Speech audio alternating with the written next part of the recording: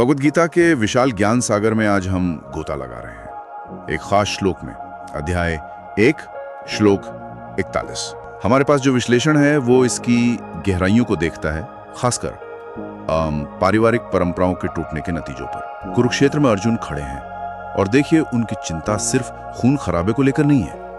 इस श्लोक में एक गहरी पीड़ा है, परिवार बिखरने का डर। और दिलचस्प बात यह है कि विश्लेषण कहता है इसका असर सिर्फ जिंदा लोगों पर नहीं बल्कि पूर्वजों पर भी पड़ता है। जी हाँ, ये समझना बहुत जरूरी है। श्लोक का पहला हिस्सा है संकरो नरकाय येव कुल घनानाम कुलस्य च। यहाँ संकर मतलब अवांछित संतानें, जिनकी पैदाइश तब होती है जब नियम टूटते हैं। तो विश्लेषण ये कहता है कि ये स्थिति न सिर्फ उस परिवार के लिए नरक जैसी है बल्कि उनके लिए भी जो इसके जिम्मेदार हैं, मतलब कुलघन। तो ये संकर वाली बात ये सिर्फ एक सोशल मिक्सिंग नहीं है, मतलब ये उससे कहीं ज्यादा गहरा कोई नैतिक या आध्यात्मिक पतन है। विश्लेषण यही कह रहा है। बिल्कुल। जब वो पारिवारिक ढांचा, वो परंपराएं बिखरती हैं तो कर्तव्य क्या है, सही क्या है, ये सब धुंधला जाता है। विश्लेषण के हिसाब से ये सिर्फ एक सामाजिक उथल-पुथल नहीं है, ये अधर्म का फैलाव है। इससे परिवार का क्या कहते हैं, आध्यात्मिक तेज खत्म होता है।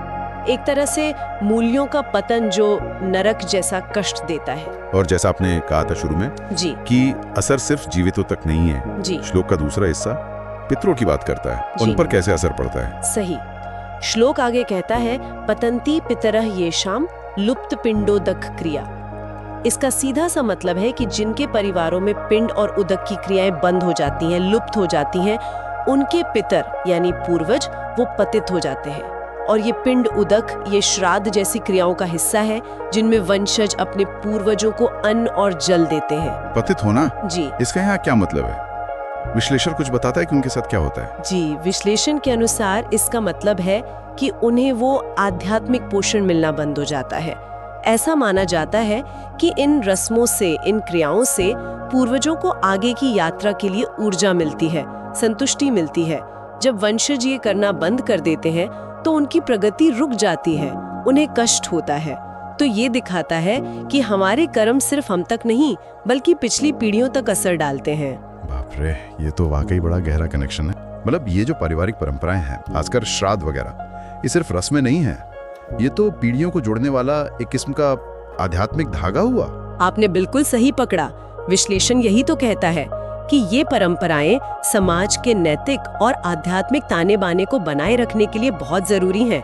परिवार सिर्फ एक सोशल यूनिट नहीं है बल्कि धर्म को धारण करने वाली, उसे आगे बढ़ाने वाली मुख्य इकाई है।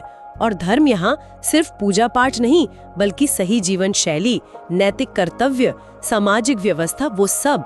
और जब यही इकाई यानी परिवार कमजोर होता है या टूटता है, फिर अधर्म फैलता है, मतलब अव्यवस्था, अनैतिकता। और इसका असर, जैसा मैंने कहा, वो सिर्फ उसी वक्त नहीं रहता। विश्लेषण इस पर जोर देता है कि इसके नतीजे कई पीढ़ियों तक भुगतने पड़ सकते हैं। इसीलिए अर्जुन इतने परेशान थे। वो देख रहे थे कि युद्ध से कुल का नाश होगा, परंपराएं टूटेंगी और इसका जो आध्यात्मिक असर होगा वो पता नहीं कब तक चलेगा। ये पारिवारिक मूल्यों, पूर्वजों के प्रति जिम्मेदारी और आध्यात्मिक निरंतरता, इन सब के महत्व को दिखाता है। तो अगर हम संक्षेप में कहें, इस एक श्लोक का विश्लेषण हमें यह समझाता है कि अर्जुन का दुख, वो विषाद सिर्फ लड़ाई की हिंसा का नहीं था, वो असल में एक पूरे सामाजिक आध्यात्मिक सिस्टम के ढह जाने के डर से परेशान थे। उन्हें दिख रहा था कि कैसे परिवार का टूटना, परंपराओं का खत्म होना, खासकर पितरों से जुड़ी रस्मों का, और आने वाली पीढ़ियों का आध्यात्मिक भविष्य, ये सब कैसे एक दूसरे से जुड़े हैं। पिताओं में अलग अलग वक्त पर इन सामाजिक ढांचों और परंपराओं को इतना महत्व क्यों दिया गया है? अक्सर इनके पीछे व्यवस्था, पहचान और एक निरंतरता बनाए रखने की एक गहरी मानवीय जरूरत होती है। ये सिर्फ भारत की बात नहीं, ये एक बहुत बड़ी मानवीय चिंता है। बिल्कुल। और जाते जाते एक विचार छोड़ जाते हैं श्रोताओं के लिए। गीता का ये श्लोक परंपरा, वंश और एक तरह की सामूहिक आध्यात्मिक जिम्मेदारी पर काफी जोर देता है। आज के समय में जहां परिवार के मायने बदल रहे हैं, जीवन शैली बदल रही है, इन पुराने विचारों की हमारे लिए क्या प्रासंगिकता बची है? क्या इनकी कोई नई व्याख्या हो सकती है? इस पर सोचना वाकई दिलचस्प होगा।